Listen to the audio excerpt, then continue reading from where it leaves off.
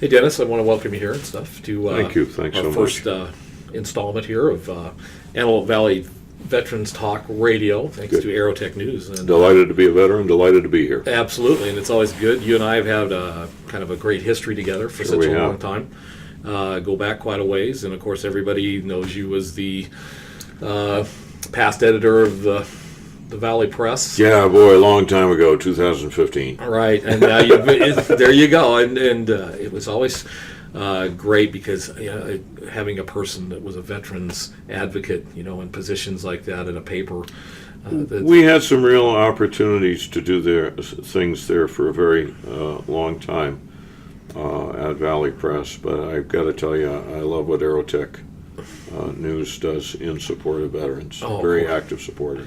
Yeah, and I couldn't be any more happier to be home here. Sure. I call this home here, and Paul and Lisa have given me a great opportunity to They certainly have. to share my my bloviating and blah blah blah, which I You're a find natural-born storyteller, Bob. There you go. Now that we've stroked each other to death, what do we do? Yeah, exactly. I don't know. Let's see if we can figure this out.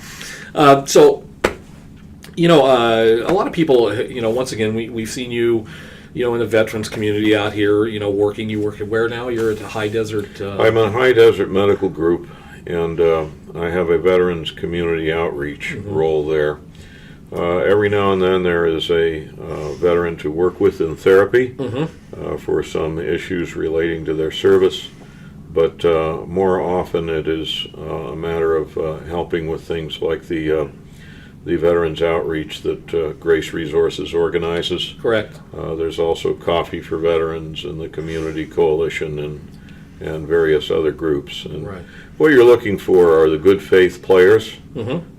You look for organizations that will support. Another good group is Vets for Veterans. Outstanding work there. Yes, they are. There's Operation All the Way Home. The Antelope Valley is just chock-a-block with veteran support organizations. Not all who play well together, No, they don't. but sometimes, though, when each defines what their particular niche or role is, they can be very supportive. Mental Health America, with its Military Resource Center, has probably reached emergency and transitional housing for 600 veterans and families over the last 4.5 years. Wow. So, or the last 5 years actually. So, that's material support for people who have earned it Yes. and who need it. Yeah. It's nice to know that those. I'm very community based as far as how course I you see are. when veterans' needs are Yep. need to be met. It's always great to have a community that steps up. Well, I remember our catastrophically wounded hero, Gerald Hancock, and I certainly remember how quickly you were to his direct assistance. So was Dr. Doug Weber, our local dentist, who made sure that he didn't lose all his teeth after he'd lost half his body Yeah. in the war. So these are examples of where the work is found and doing it in a direct way. Yeah, and bringing those resources. I remember J.D. Kennedy and that van issue of Sure. him, and it's amazing that sometimes veterans get the short end of the stick, especially somebody as catastrophically injured as he was. Yeah. And still there were people manipulating behind the scenes to where you think, how come this guy isn't getting the royal treatment? And still you find out that there's some dubious people out there. And Ultimately, there was a good outcome. yes, there was. And as you recall, Gerald Hancock was wounded on his 21st birthday in the worst possible way. He was blown up in an M1 tank in Baghdad. His spinal cord was severed, burns on 30% of his body, he lost his left arm. But he is tough as a $2 steak. He's got a terrific mind. He is. He also has a great family in support of him. And ultimately, all of the community resources that were assembled around him, which was in no small part yourself, the Fregosos at the founding, and then moved on to be the Lancaster High School history students, Right. the Gary Sinise Foundation, and that really is exemplary of even when people have personal differences, that they keep their eye on the goal, the end game. So what I'm happy to see is that Trooper Hancock of the 1st Cav Division is in a good home, that his kids are going to good schools, Yes. that his parents are able to support him in the way that's needed, and so we can be grateful for that. Yeah. I'm glad to call him a neighbor. Absolutely. I'm right around the corner there. And Oh, that's terrific. when you live in the neighborhoods with Lee Ermey on one end of the street and Yeah. Gerald Hancock in the other and stuff, they keep us very focused on Yeah. on all things veterans Sure. related. So it's a good thing. So with that being said, and stuff, that's a good deal. I guess we're coming up on a break here. Good to go. When we come back, why don't we get into a little bit of Dennis's journey? We can do that. As veterans, Sure. as a veteran and your service to our country, and we'll take it from there. Okay. Okay. All right. Very good.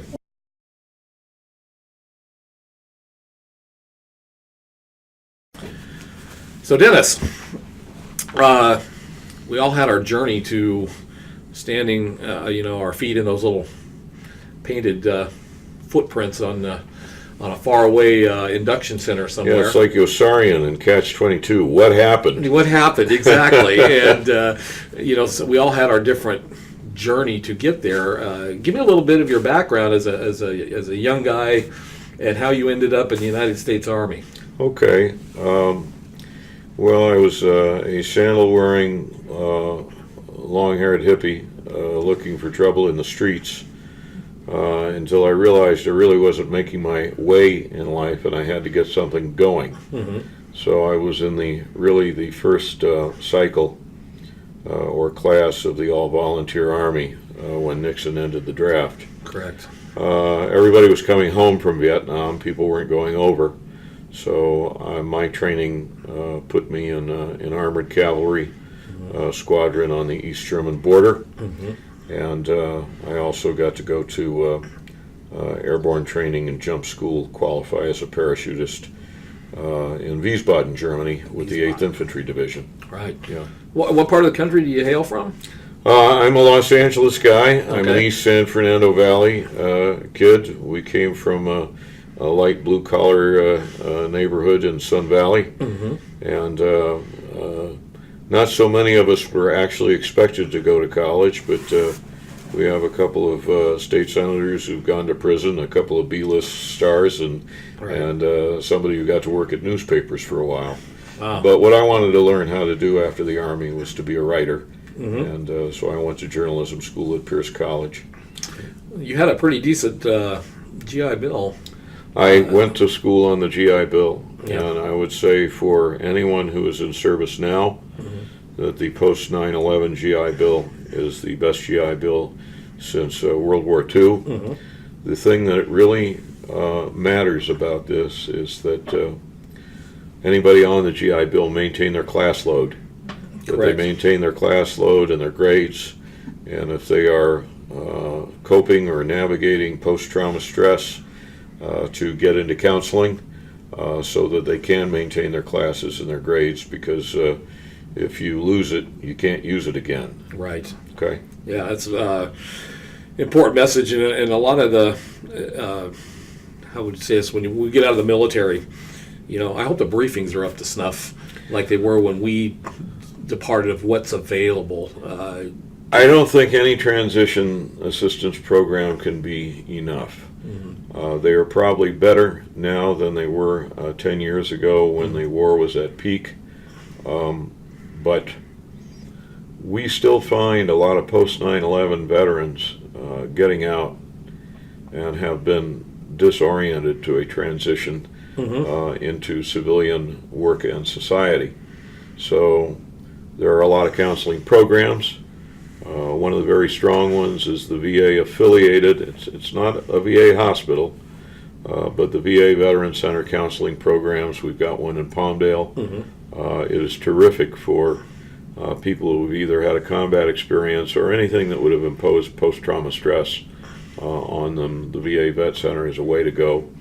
But they will also help you get adjusted to going to school. Yeah. And that's another thing about the schools. Some of them aren't good. Yeah. We have veterans who are being conned into many of the for-profit programs. You have to be very judicious about choosing that, and get some help in counseling. Chances are the best shot you're going to have is at a community college. It gets the veteran reoriented Yes. into the civilian society, but it also has, at the lowest possible cost, the best possible, whether it is vocational or academic. Right. My son's on the GI Bill now, Mm-hmm. and he will graduate in the spring with a BA in history, but he's already looking at his master's programs. But he's not a spring chicken. You know, he got out of the war almost 10 years ago, and it takes a while to catch up. It does. Particularly after a hard combat tour. Absolutely.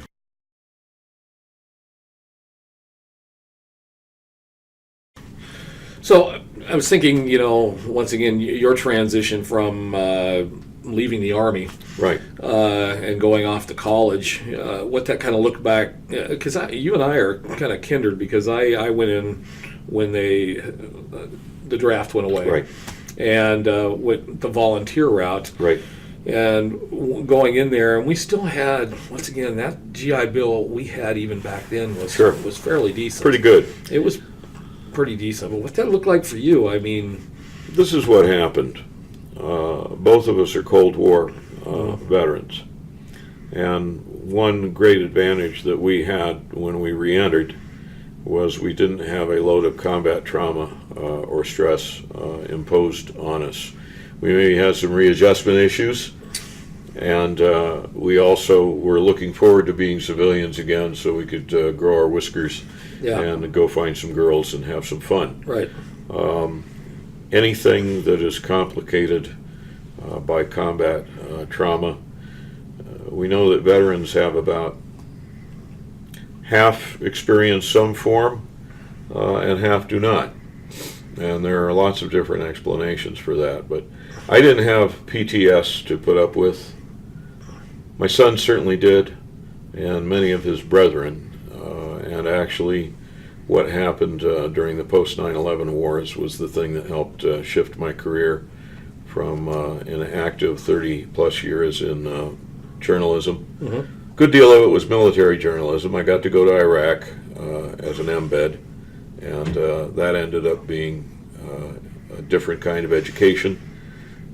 I can tell you I wasn't a combatant. I was Right. a non-combatant in a combat zone. Correct. Yeah. And that's different, It is. because you either are not inflicting violence, you're not experiencing violence unless something terrible happens, and I was fortunate.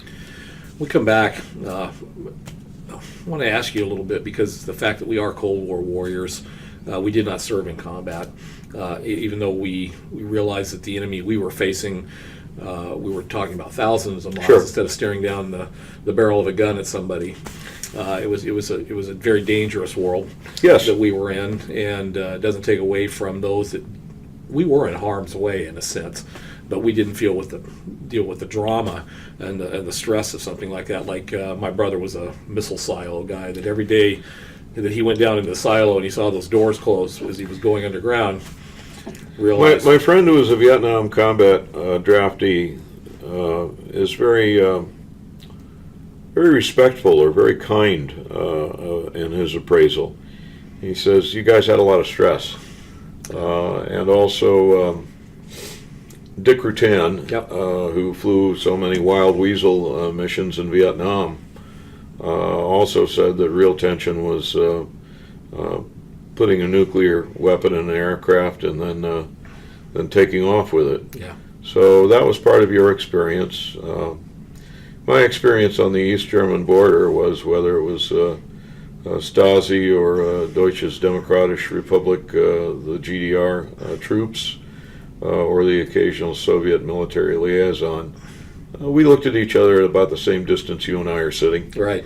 And, it's not the Old West, and chances were you were going to be able to go home at night, but it had stresses of its own. Oh, I did. And we managed to take Nothing like getting shot to hell. Exactly. And, of course, Dick Rutan told me also, he goes, people were dying during the Cold War. They did. They did. We lost air crew. Yes. We lost a couple of submarines. Yep.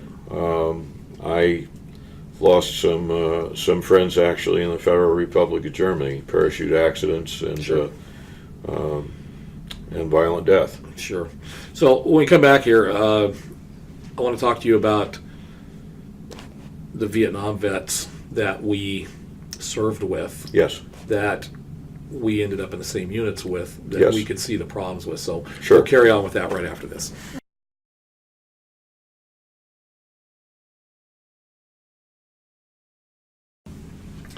So, when I was being the wing nut, Right. and you were being the Geronimo guy, Roger that. we served during a time of peace, as far as there wasn't any combat. But a lot of the guys I served with, good old George Air Force Base over there in Victorville, were returning Vietnam vets Yes. that had been over there through Right. the brutal aspect of the war. Yes. Realizing I was in the Air Force, but there were guys that I served with that you could tell there Sure. was a mental issue.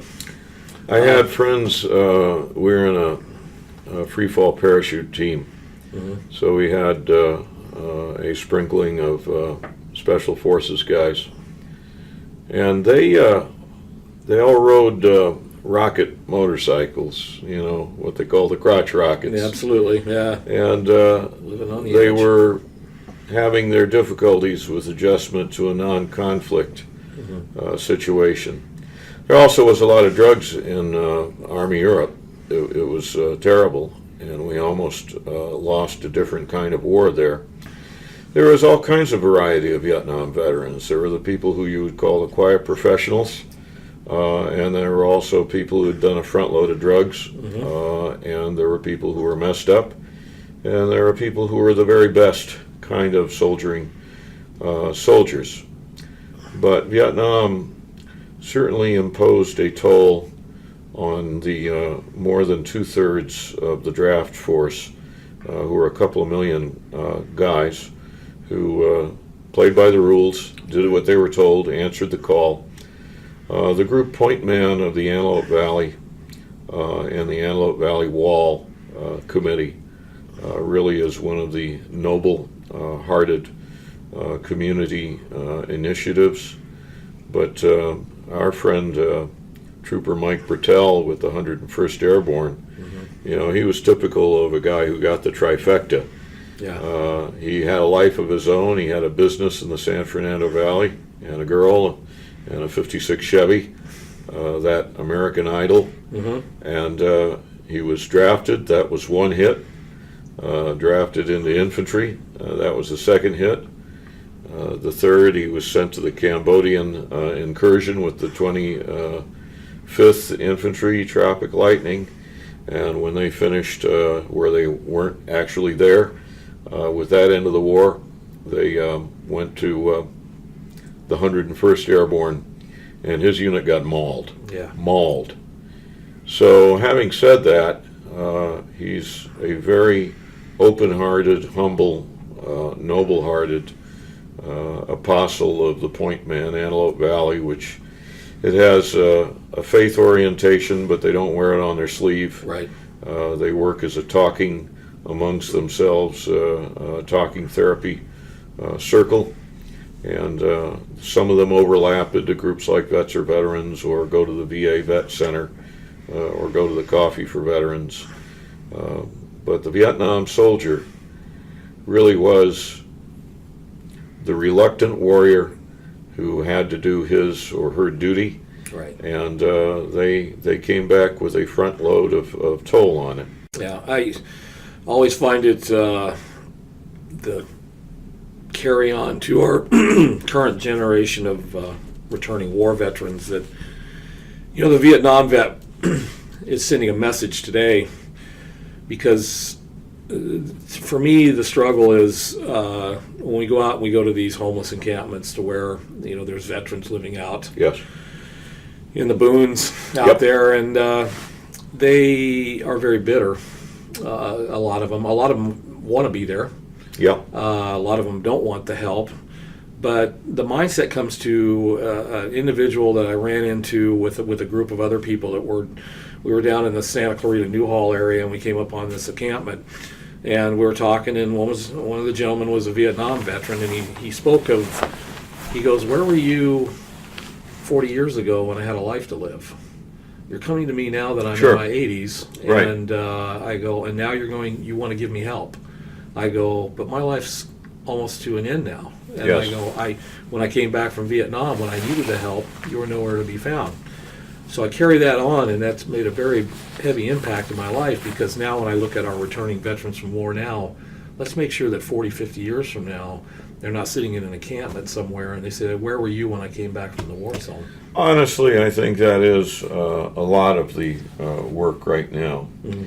And post 9/11 vets, it's very interesting. Some of their stewards and their caregivers and their custodians are those same Vietnam veterans who did feel bypassed. Yes. And they want to have an investment in the 9/11 generation, helping to ensure that they do have less of an impact. Sometimes there's also a ripple of, I would say not resentment, but a real regret, because they do experience what you're discussing there. The thing that happened with a lot of the Vietnam veterans was there was a lot of bad paper. Mm-hmm. There were people who got other than honorable discharges Yep. for minor infractions. And the difficulties with that is it's hard to get a job afterwards. Then alcohol or drugs become a matter to buffer. Then mental illness intervenes or crosses over. It's what's called dual diagnosis. And that's how you get people camping out in the desert. Even such people can be helped. Yes. And it's a regime of getting to a mutual contract of beginning with the beginnings of trust. There are therapies that work. There's a bunch of names for them. There's a half a dozen reputable. Right. There's also some con men out there, Lots. charlatans. Yes. There are phony veteran charities. There are schools that are preying on veterans. So one of the things that, whether it's a guy camping out in the desert or whether it's somebody who's trying to make their way back into the job market through a community college course, to get with reputable and accountable veteran service officers. They work at VFW, they work at American Legion, they work at the VA vet centers. Some are volunteers, some are staff, and also your congressional staff. You know and I know that Steve Knight's Sure. staff, and Steve Knight is a Cold War Army veteran, that his staff, Chris Ward and Lisa Moulton, do first-class work Yeah. on veteran casework. Correct. So we can help each other. We don't have to let people go down. Yeah.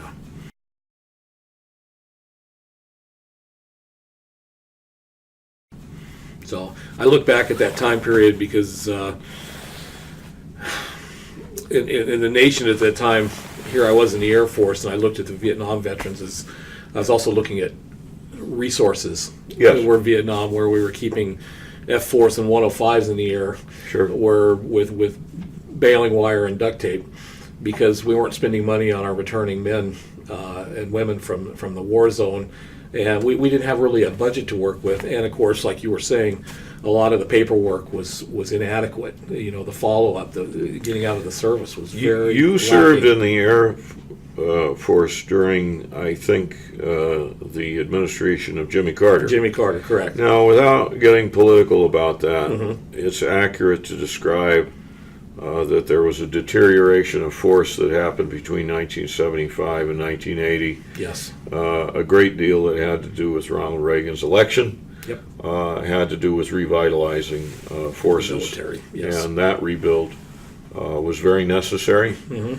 And regardless of what the politics are right now, it's accurate to say that there was a similar deterioration and wear and tear on the force, the equipment, the size of the force, the arsenal, and all of that is going to have to be retooled. It's going to have to be refitted. There will be retraining for current threats.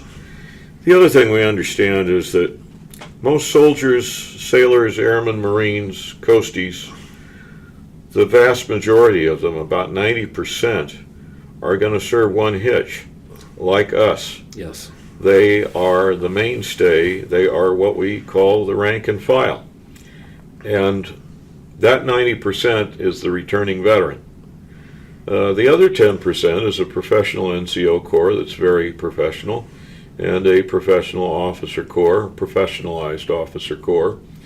And they may be less likely to experience post-trauma. On the other hand, they can be both very helpful, particularly when they transition out. I went to USC's military social work program. A number of my classmates were retiring NCOs, and they weren't looking for an easy up job when they got out. They were looking for ways to continue their service. Yeah. So okay, we'll take another break here, and when we come back, we'll start off onto another little rabbit trail here.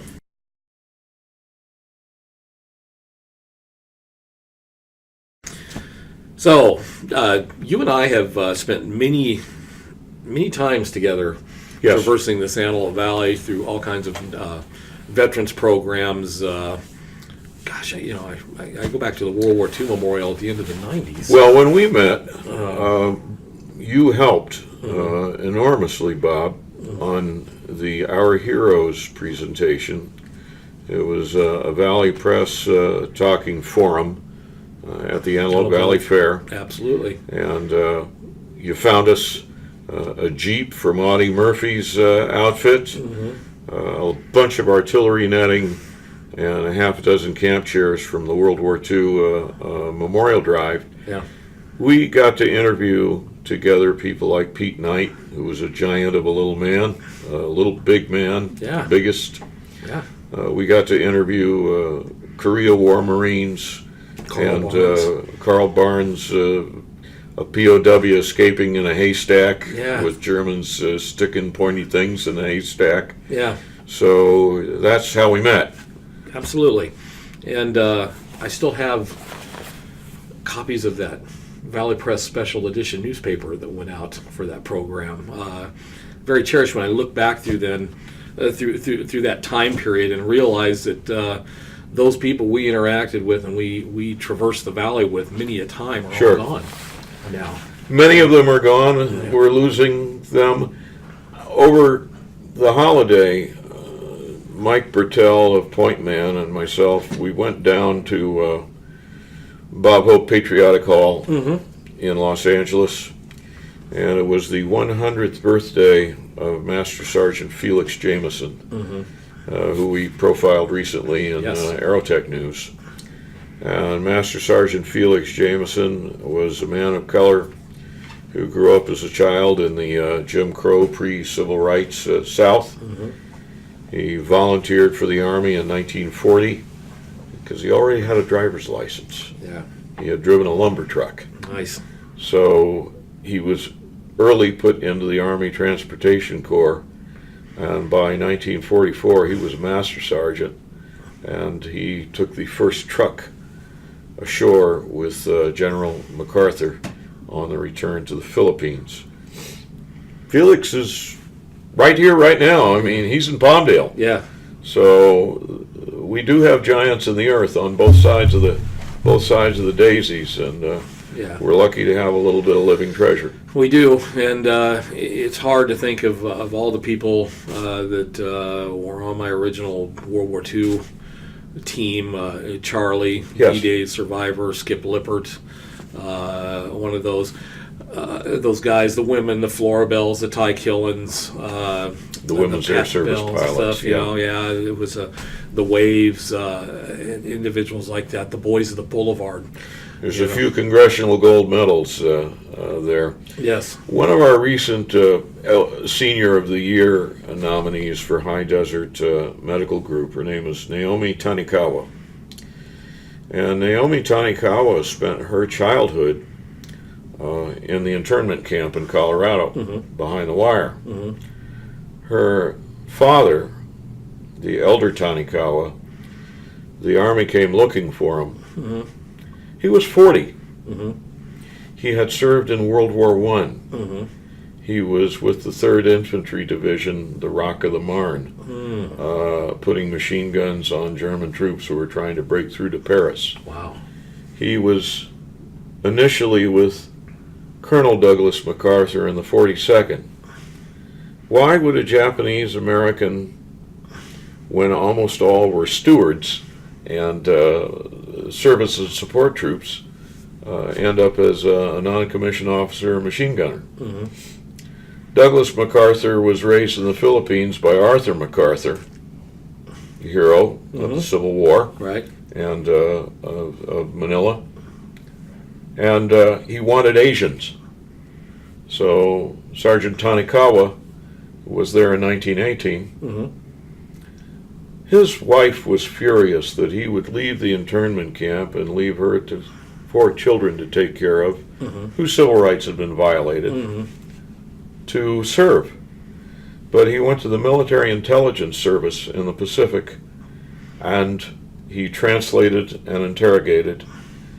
So we have the Women's Air Service pilots from the Antelope Valley who got their congressional gold medals a few years ago, fortunately just in time, Just with in Tom time. Brokaw and the Greatest Generation. Sure. Naomi Tanikawa went to Washington to accept her father's congressional gold medal for what a Japanese American citizen did, serving his nation during World War II in the Military Intelligence Service. I think it's extraordinary. That's a great story.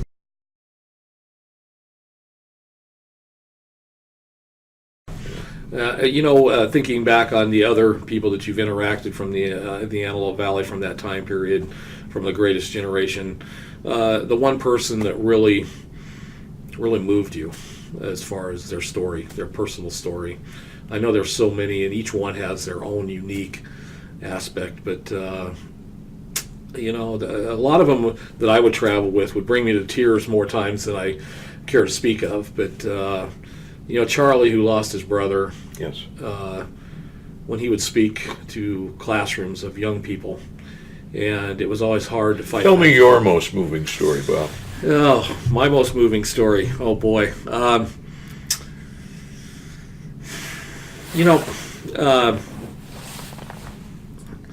Carl Barnes, the guys that were just, they weren't pillars of the community, but they were pillar Americans. Okay, that when you saw their lives and how they lived their lives, Yes. were not, when they came back from the war, they weren't parading around, look at me, look at me, Yes. look at me. It was to go over and do something overseas and come back and deal with such horrific conditions. We think of our Pearl Harbor survivors, and the majority of those guys Yes. that we interviewed and stuff, were for the duration of the war. Yes. They were at Pearl Harbor on December 7th, 1941, and they ended up in Tokyo Bay. Ken Crease he was on the Detroit. USS Detroit.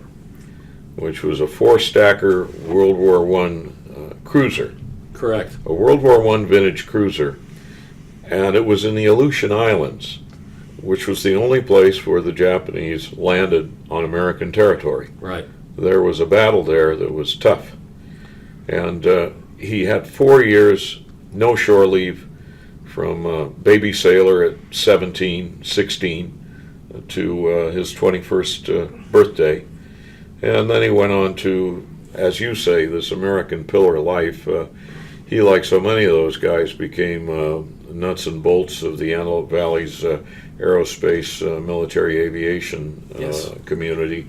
Yeah. Some of those guys built the U-2, and it's not understood well now that the U-2 saved the world a couple of times. And when I say save the world, thermonuclear warfare was the sword of Damocles that hung over from a period of about 1949 until 1991. And this dragon is reappearing. Yes, it is. Okay?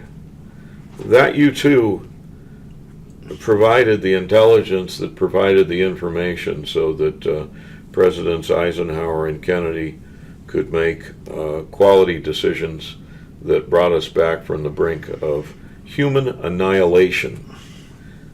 But that plane was bolted together in Burbank and in Palmdale and out there at the area in Nevada. Right. The tests were flown there, the men and the women who were responsible for that program, none of them getting credit within the company, some historical recognition. Right. But we have done extraordinary things out here. Yeah, we have, and we're very blessed to, have the aerospace community out here to where, once again, the Pearl Harbor survivors just working side by side with guys pounding rivets. Yep. And the SR-71, we think of the great strides. I think of Carl Barnes, who ended up on the X-15 program. Oh my. And from the flight engineer in a B-17, growing up, barefoot in Bakersfield, to where he's out on the dry lake bed, supporting the X-15 program. Yes. And then going on to...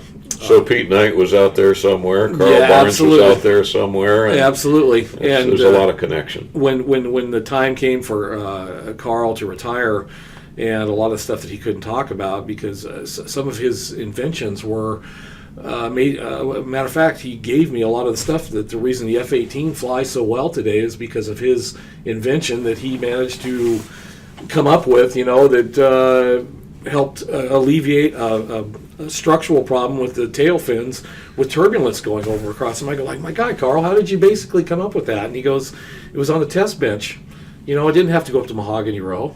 And stuff. They brought it down to us guys down here in the shop and said, we got a problem. How do we fix this? And we had the mindset and the ability to say, the engineers would listen to what we had to say. My war stories about Carl, and I got to hear them because you found them for me. Mm-hmm. Thank you. Carl Barnes, of course, we got the haystack with the Nazis escaping and evading, but the Chosin Reservoir is one of those key events in American military history where our Army soldiers and our Marines were surrounded. Fortunately, Chesty Puller said, we'll just advance in another direction, and they fought their way back to the coast. But Carl Barnes was flying resupply on that, and something about taking off and dropping hand grenades out of the cockpit of a C-47 is just it's not too good to be true. It's just extraordinary. It is, and that was the grit of those individuals, I guess. So we're going to go to a break right here and stuff, and we'll continue up, and we'll get off into another little area here and stuff. Okay.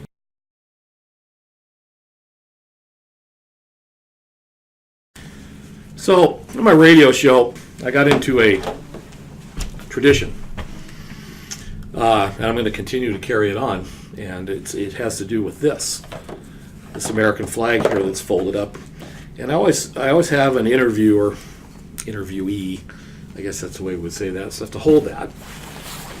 And I tell them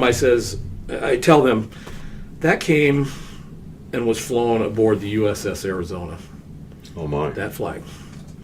I have the date, the certificate of the day it was attached to the hull of the USS Arizona. And the people that understand the history, it's the actual Arizona Memorial does not touch the ship.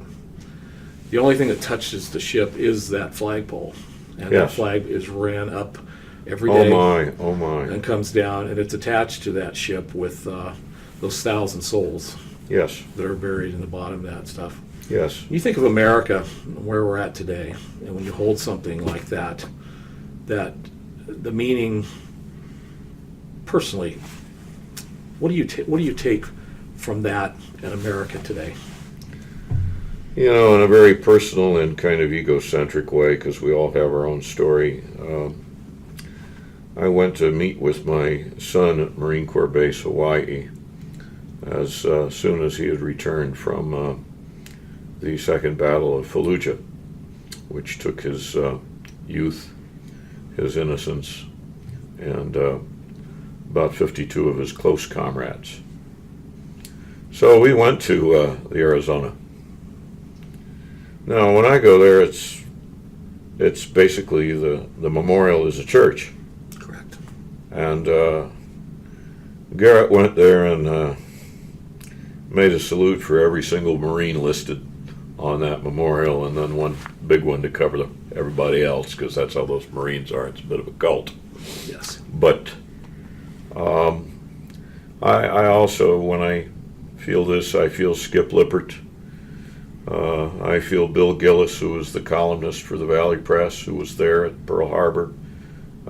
I feel Ken Crease and those other members of the Pearl Harbor Survivors Association. Robert, you can feel them in the flag. Yes, you can. They are all there.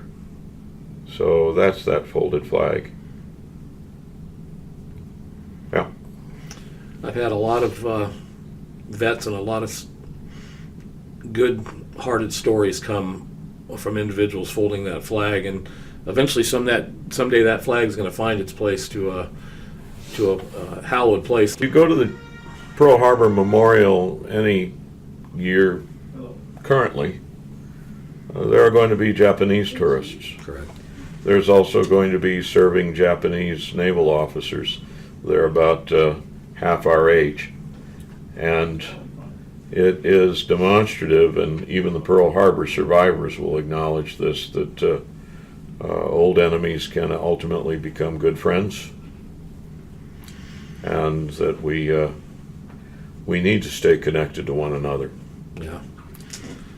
You know, when I look at that flag, I also think that I think of Ivan Westerfield. Of course. I think of our Antelope Valley connection that are entombed Yes. on board there, and it was always moving to me to think like they don't even today they don't know who we were at war with. They were just there 1 minute, and there was an attack. There was a call to battle stations, and the lower parts of the ship had no clue as to what the heck was going on. There was just something, Yes. and they went to their deaths without even realizing where they were in history at that moment, and the sacrifice that they made on behalf of our country. Carl Jung was Sigmund Freud's colleague, and then he was his critic. But his edition of the theory of the mass unconscious is that we have a connection and we know. Yes. You can assign various faith traditions to how these things are arrived at, but there is a belief kind of in the big soul. Mm-hmm. And I think that's why we are ultimately going to be okay. I don't think we are going to go the way of empire and deteriorate. I don't think we are going to either yield or lose our liberties or our constitutional principles. Right. I think we are going to go on and make our nation a more perfect union. And I really do believe that. So regardless of which side of a political divide one might assign themselves, the real work is to be good Americans. That's right. And this is done in very many small acts. We talked a minute about the Veterans Outreach. I think we've got another one coming up end of February. And you know and I know, I think we were both together at one of them in 2014. Yep. Out there at the fairgrounds after the 5-mile hike. Yep. And these are community activities where we consecrate our purposes together. This thing about holding the flag, I was privileged to go to the Army War College in 2006, and we spent a lot of time at Gettysburg. And I went to the cemetery that Lincoln dedicated, and there are about 3,000 unknowns. Yeah. You can walk past them, and like with the flag, they're there. They are there. You know them. So we are fortunate.